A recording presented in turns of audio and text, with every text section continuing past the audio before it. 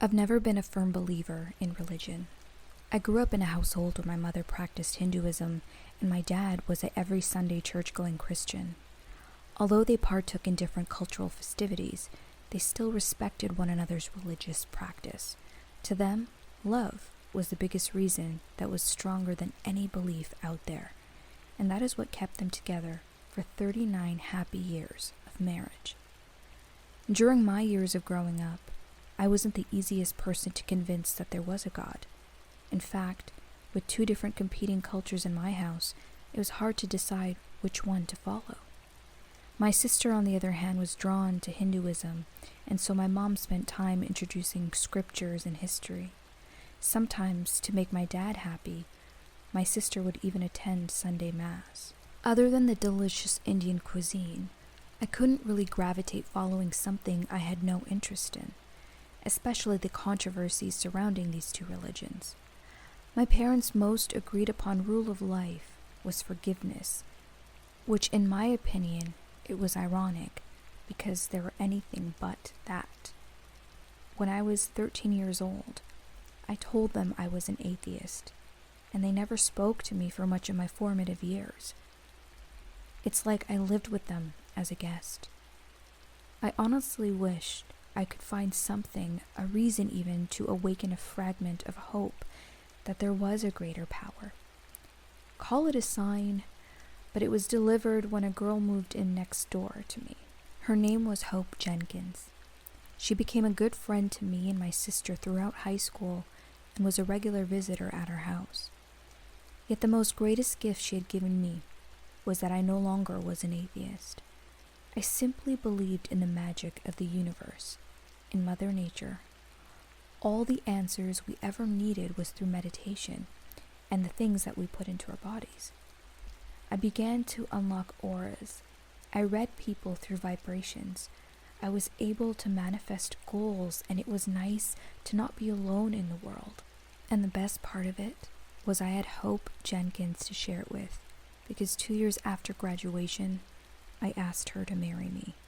And strangely enough, she felt the same way. My relationship with my parents improved. They were glad I had direction in my life, and much of what my beliefs were aligned with holistic rituals that were actually found in Hinduism dating back thousands, if not millions of years. So I was no longer wandering lost. It was truly a great feeling. It was fall of 2022 where Hope and I saved up enough money to buy our first home. We were planning to do a simple backyard wedding the following year with close family and people we read into that would send light to our new beginning rather than the evil eye.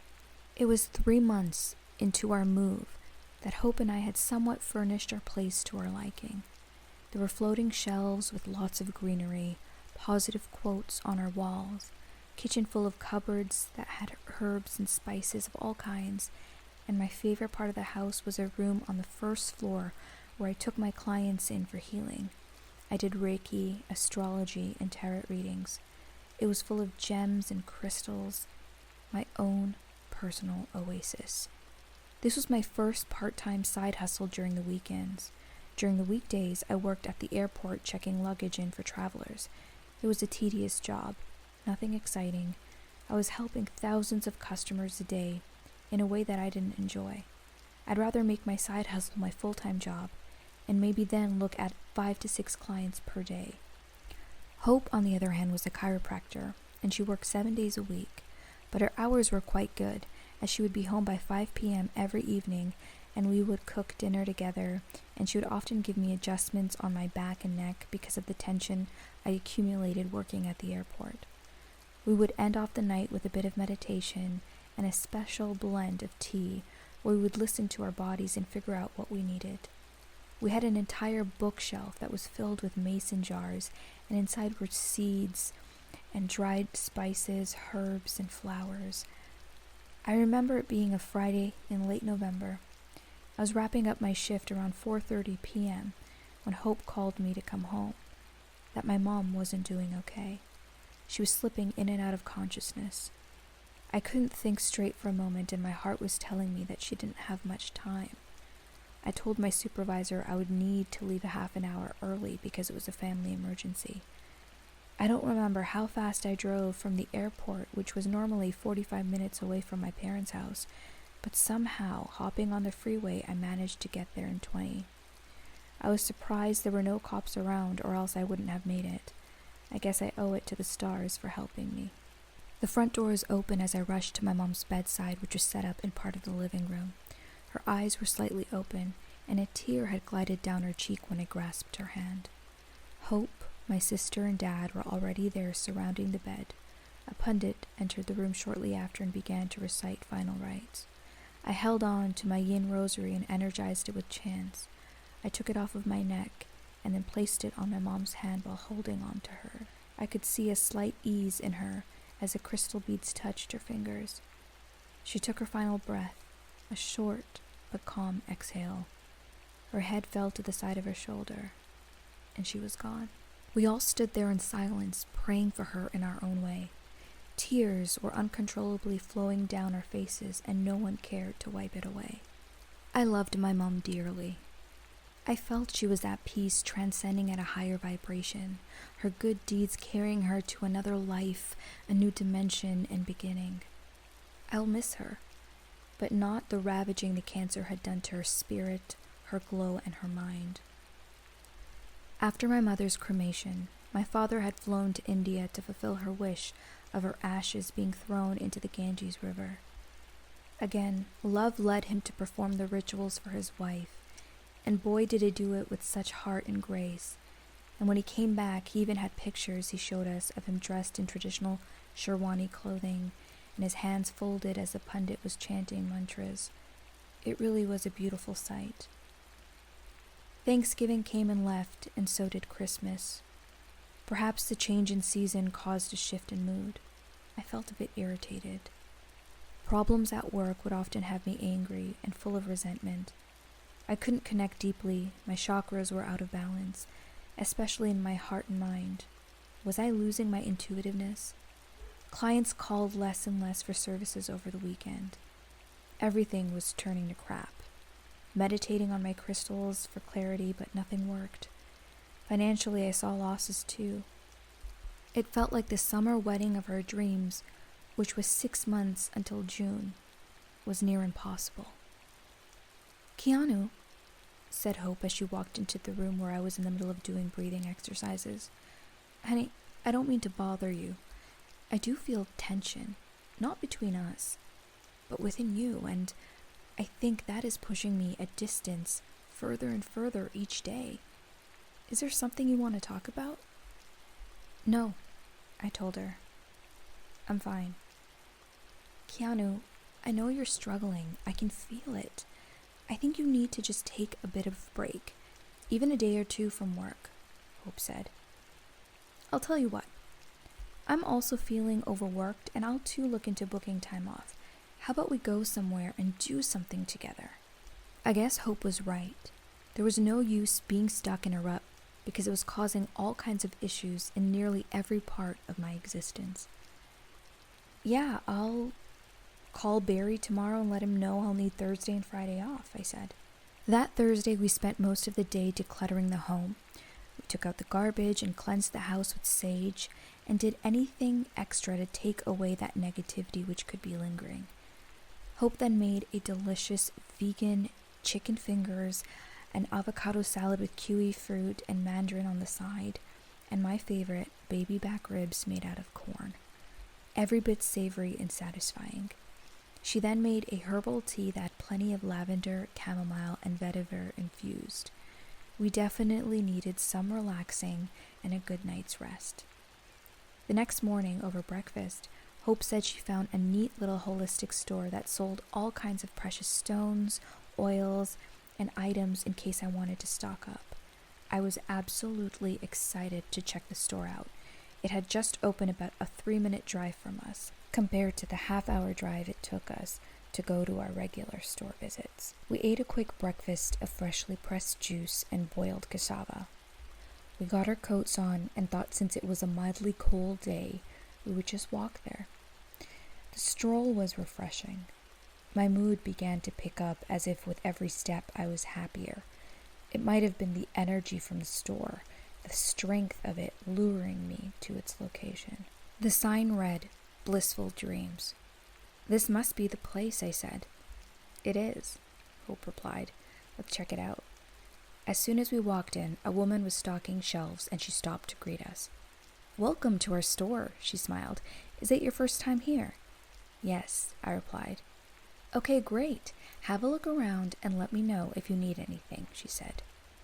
Hope picked up a basket and we began browsing. I picked up some sandalwood incense and a couple bunches of sage. I saw a beautiful dream catcher. It was made with bamboo that was stained white. There were real gems beaded through the dangling feathers. It would be perfect for our bedroom. Hope put a couple essential oil vials for a diffuser into the basket, and we were all set for checkout. The woman of the store said since we were new customers, if we registered with her, we'd be able to receive a 20% off discount on our purchases. Hope provided her email, and as we were about to complete the transaction, my eye caught a ruby crystal in the display case. I didn't have one at home, but I knew it would be a nice addition to my collection. "How much is that?" I asked. "Oh, it just came in this week, a real statement piece. It comes with its own stand," she said. "I'm sure you know the benefits that rubies bring. It improves energy and concentration, creativity, loyalty, honor, and compassion," she continued. "Ruby is thought to be the protective of the home, its possessions, and family. And it also stimulates the heart chakra. It brings in spiritual wisdom while shielding against psychic attacks." I knew all of that, I thought in my head, but I let her finish. "She's about $120, but you seem like nice folk, so I'll give it to you for $80, she said with a big grin. I looked at the display again. I truly felt the ruby was calling to me. In my eyes, it was a throbbing kind of energy, like a heartbeat. "Well, you don't have one at home, hun," said Hope. "Did you want it?" I contemplated for a brief moment and then said, "Let's go for it." The woman cashed us out. We politely declined a plastic bag and put our things in a brown cloth bag that we had brought with us. The walk home was delightful. I think the couple days off helped me reset a bit, and the visit to the holistic store was the icing on the cake.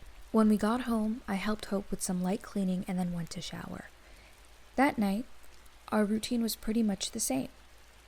We would do some meditation, and Fridays were self-care day, so we would also do a face mask. While I was in the shower, Hope baked some carrots, sweet potatoes, and beets with a side of shiitake mushrooms shaped like chicken drumsticks and a glass of kombucha. It was a great meal, and I really tasted all of the flavors. Hope was an amazing chef. After helping clean up the dishes in the kitchen, I told Hope I wanted to awaken the ruby that I had bought today. Perhaps it would change the bad luck we were experiencing and restore positivity into our lives. She didn't argue, although I knew she just wanted to cuddle on the couch and watch a movie. I went into the room. I lit a couple of incense sticks. I kept the lights off except for a little salt lamp which was on the tall shelf that held my other crystals and precious gems. I sat on the floor and began with Om.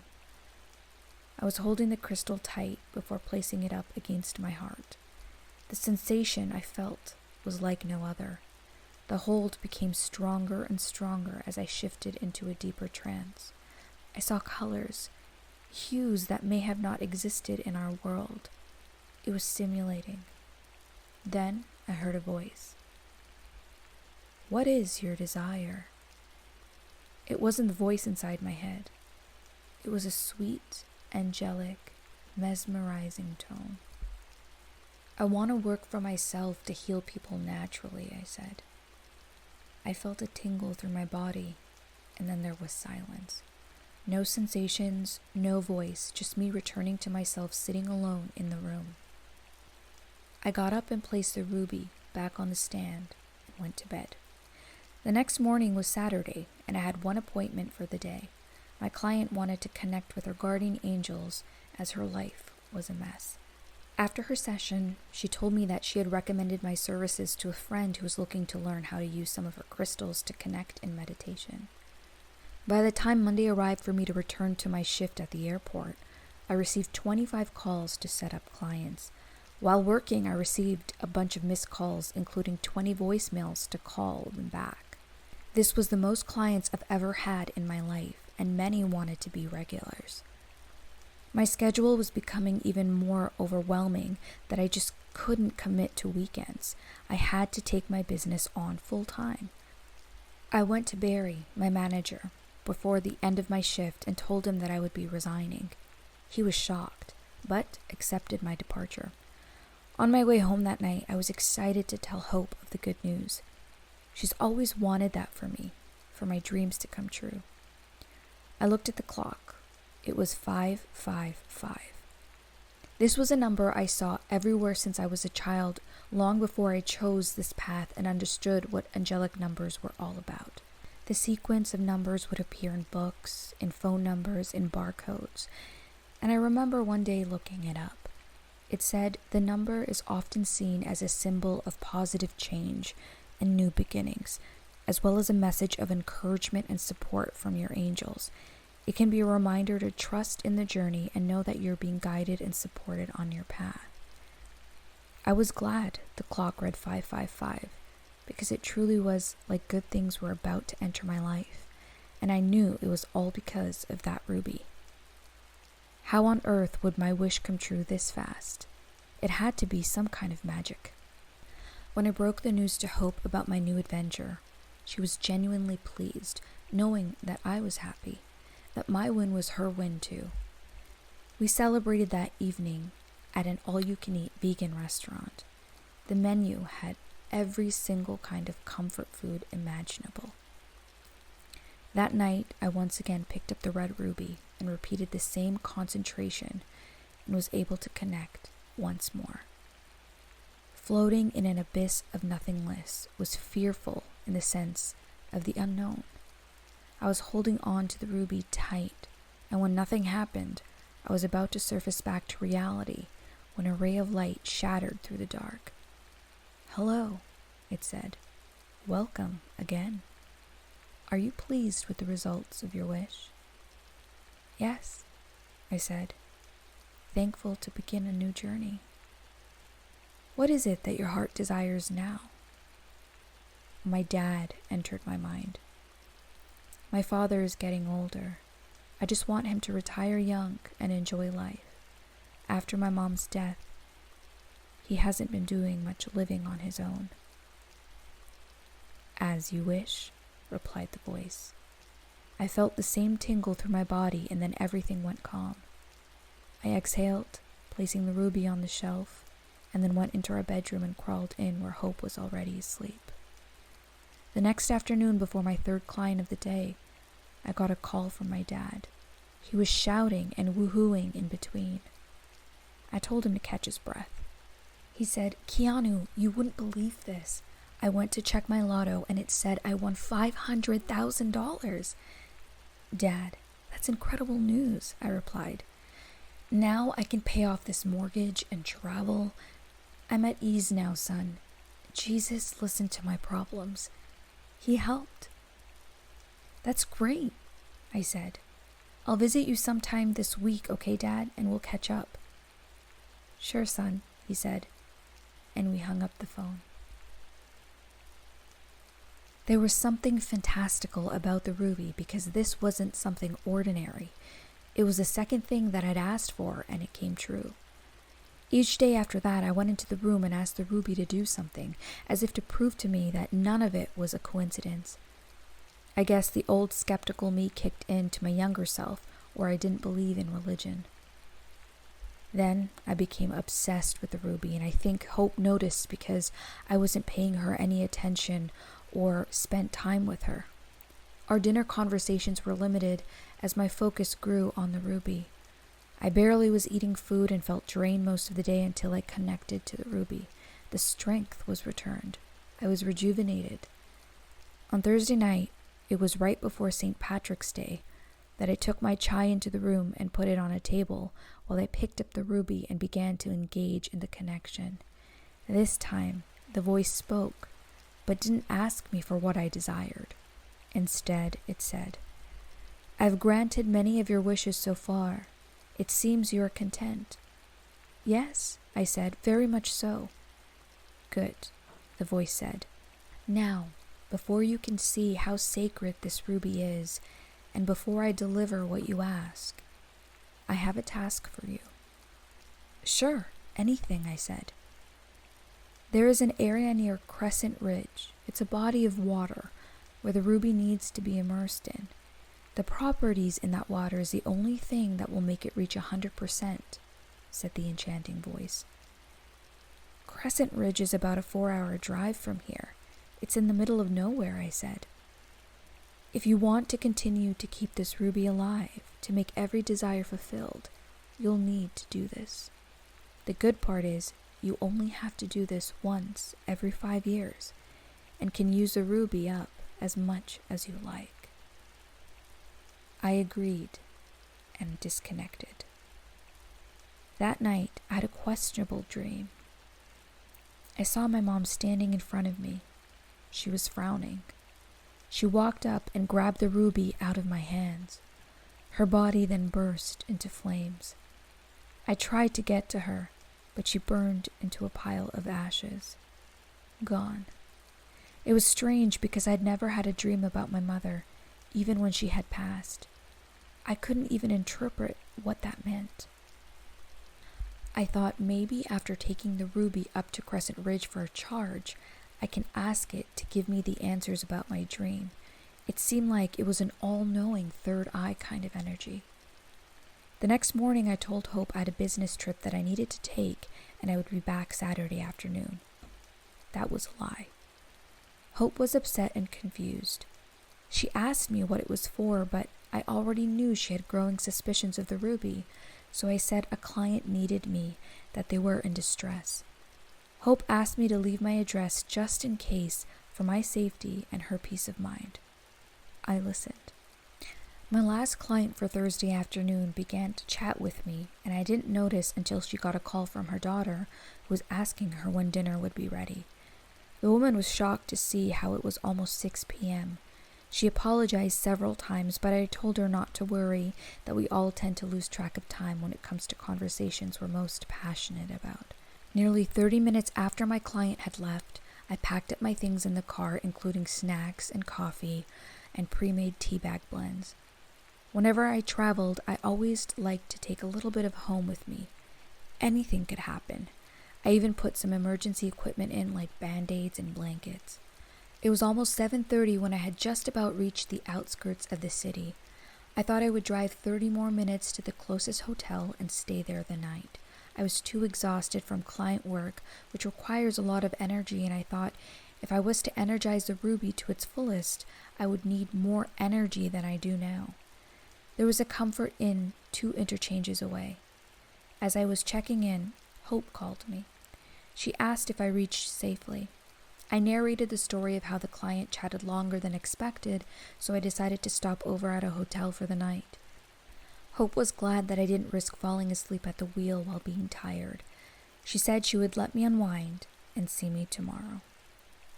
That night as I slept, I had vivid dreams of me being by a body of water with trees around.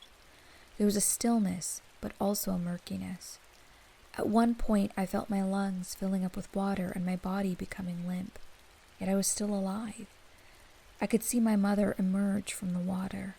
She was surrounded by thousands of ladybugs flying around her. Ladybugs signified good luck and fortune. This dream was much better than the one I had a few days ago where she had burst into flames. It was as if she was at peace. The next morning, I had a quick breakfast of oats, maple syrup, and raspberries, which I'd picked up at the Hotel Continental breakfast. I did a bit of yoga before taking a quick shower, and then took on some meditation. I held a ruby in my hand. It felt warm like a hot stone. I clenched it. With my eyes closed, I could see a red light, but it was beating in the way of a heart. The voice spoke. "Hello, Keanu." Thank you for taking this journey to bring strength back into this crystal, so that it can go on to serve you and hopefully others in the future.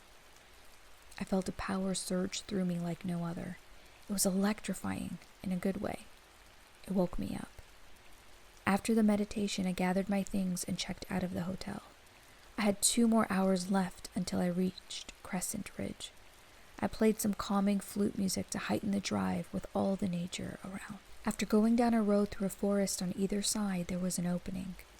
As I entered it, it looked familiar, much like the dream when my mom had risen from the water with ladybugs around. I parked the car and got out. I walked about 100 meters around a bend and I saw a woman standing and facing the water. She was thin, almost in a transparent black dress which was tattered and didn't seem from our time. "Excuse me," I said, as my eyes followed down to her feet, which were backwards facing me, and her toenails long and brown. I leapt back in shock. The woman turned around, her black sparse hair blowing in the wind. My eyes could have popped out of my skull. Half of her jaw was missing. I could see through her teeth. "Hello, Keanu," the woman's voice said. It was identical to the voice I heard when I was meditating with the ruby. I tried to run back to the car, but the woman lifted her hand and I gravitated up and towards her. "What are you?" I said. "Well, I'm your biggest blessing and your worst nightmare," she hissed. "I'm a witch from thousands of centuries ago, and that gem you're holding on to belongs to me. In order to stay alive, I've been sucking souls out of you pathetic humans." "You tricked me," I said. "You lied." "Of course I did. How else would I lure you in? I have to eat a soul every 5 years, otherwise I die." That mark was coming up, and I thought, for sure, it would be the end of me. You see, my ruby had somehow got buried after my last victim at a construction site. Had the husband of the shopkeeper who sells those crystals not found it, I'd be long gone. I had tears in my eyes. "Please, just spare me." "Nonsense, Keanu. I have only a few hours left before that window closes for me. I'm not stupid." "You won't get away with it," I said. "You're just as stupid as you look," cackled the witch. "I always win. Out of 8 billion people in the world, you think anyone notices if one mysteriously goes missing? Especially if I set it up as a murder-suicide. Works like a charm every time," she said. "So, Keanu, any last words?" I didn't know what to do. How could I outsmart this witch? I then felt something on my arm. When I looked down, it was a ladybug. I was reminded by my dream of my mother. "Yes," I said, "I do have a question. You pride yourself on fulfilling my wishes, but it seems like this rock had all the power, that you were its puppet while it does all the work," I mocked. "I bet you couldn't turn yourself into a ferocious lion." The witch said, "Oh yeah? Watch me." She turned into a lion as she roared so loud it echoed past the trees. "Interesting," I said, as I walked forward towards her. "I bet you couldn't change into a light and speedy hummingbird." The witch immediately followed through. She was a hummingbird zipping in the air. "Okay," I smiled. That was impressive, as I took a few more steps in front of the witch. "Last one. How about a tiny species, like a spider?" "Ugh," she sighed. "Child, that is way too easy." I got down close to the sand and looked at the black spider. I took the ruby that I was holding behind my back and immediately squished it onto the spider. Its guts flew open as it screamed in agony. I kept pounding down on the spider until it was in a little unrecognizable piece. "Look who's stupid now," I said out loud. The red ruby turned black, and I smashed it against a rock until it shattered. I scattered the shards into the river, and then began walking to my car in utter disbelief of what had transpired into the most messed up thing I've ever been through. The guidance and support I was looking for ended up being demonic, and I was left super disturbed. Before I got into my car, I saw another car pull up next to me. It was Hope. She hurried out of her car and ran up to me. "Honey," she said, "you're okay," as she clung on to me and hugged me hard. "Look, there is something weird about that ruby you've been carrying around. You've been acting so different, kind of possessed, and I picked up that energy but didn't know how to tell you without offending you because I like how much you love your gems and crystals and you use it for meditation all the time." I looked into Hope's eyes. She was genuinely scared and her heart was beating. "How did you find my exact location?" I said. "Well, I don't want to give my secrets, but you did give me an approximate address, so I did something underhanded and put a GPS tracker on your phone." I burst out laughing. She seemed a bit insulted, but I followed up with her. "Look, I'm not mad at you. I'm sure you were worried, and I gotta say that was a brilliant idea." "Well," said Hope, "why did you really come out here, since there is no client of yours in sight?" My face turned red with embarrassment, and I was becoming nervous. "Wow," Hope said sarcastically, "your face is almost as red as that ruby." "Ruby," I shrugged. "You know what? How about we get the hell out of here? It's a long drive back, and I have a lot to share with you. I'll give you a call, okay?" Hope agreed and got into her car. We both drove off. As I picked up my phone to call her, I thought, although my mother may not have been here in the physical sense, but nonetheless she was present and saved me from my death. I realized we will always be unsatisfied in life, lacking something to gain something else. My whole thing is to give up materialism and live simply. And if I ever buy a crystal again, to never listen to the voice on the other side. Hey Scary Story fans, I hope you're enjoying these short stories written and narrated by me. If you have a scary story that's fiction or non-fiction and would like it to be featured in my next video, send it to the email in the description below. In the meantime, sweet dreams and happy screaming.